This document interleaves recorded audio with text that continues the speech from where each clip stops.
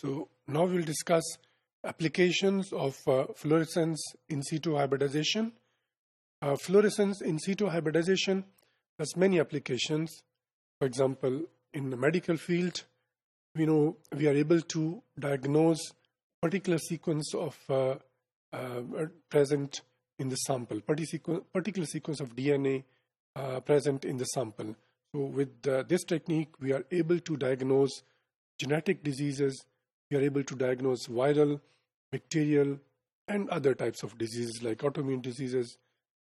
By using this technique, we are able to detect even cancer and other similar diseases.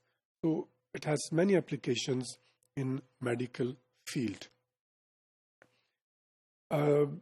ہم sample کسی بھی کوئی بھی sample ہے جو ہم آرگینزم سے لیتے ہیں، ہیومن بینگ سے لیتے ہیں، تو اس میں ہم وائرل پروٹینز کو یا وائرل جو ڈی این اے ہوتا ہے یا اسی طرح سے بیکٹیریل جو ڈی این اے ہوتا ہے ان کو لوکیٹ کرنے کے لیے، ان کو آئیڈینٹیفائی کرنے کے لیے ان کے لیبلز یوز کرتے ہیں، ان کے پروب یوز کرتے ہیں، اور ان کے پروب کو یوز کرتے ہوئے ہم یہ شیور ہوتے ہیں کہ یہاں یہ پرٹیکولر وائرس ہے، یہ پرٹیکولر بیکٹیریا ہے جو ڈیزیز کاز کرتا ہے، اور اس کے اکارڈنگلی جو ٹریٹمنٹ اسٹریٹجی ہوتی ہے وہ ڈیوائز کی جا سکتی ہیں.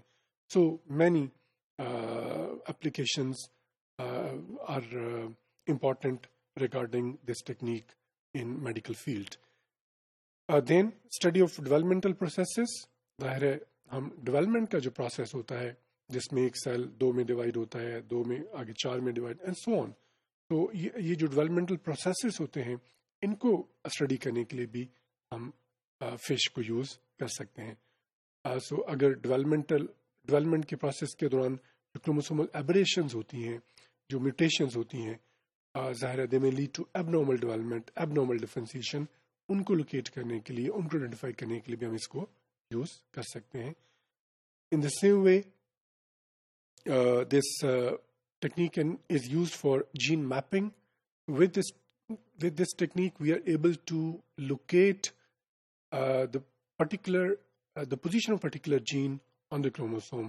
So this positioning or the study of position of the gene on the chromosome, this is gene mapping. So ظاہر ہے ہم پروب یوز کر کے یہ دیکھ سکتے ہیں کہ پرٹیکولر جو جینز ہوتی ہیں وہ کہاں کہاں موجود ہوتی ہیں. In the same way, this technique can be used in species identification.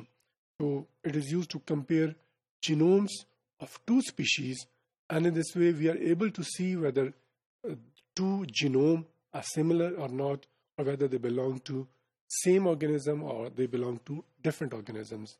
If they belong to different organisms, it means we are able to identify different species by using this technique. Similarly, multiple fish is also used, or which is also known as spectral karyotyping.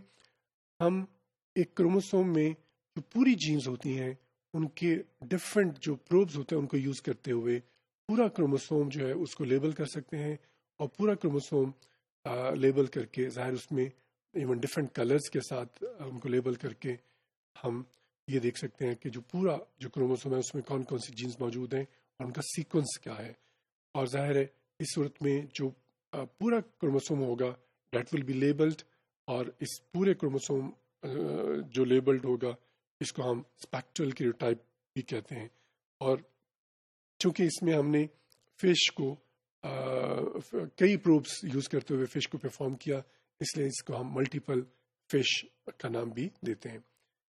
In the same way, this technique is used to study nuclear processes. So, cell division کے دوران جو different changes آتی ہیں، different stages ہیں like prophase, metaphase, anaphase، ان کے اندر جو D N اے میں جو چینجز آ رہی ہوتی ہیں، کنڈنسیشن، انفولڈنگ، فولڈنگ، وہ ہم اس ٹیکنیک کو یوز کرتے ہوئے ہم اسٹڈی کر سکتے ہیں.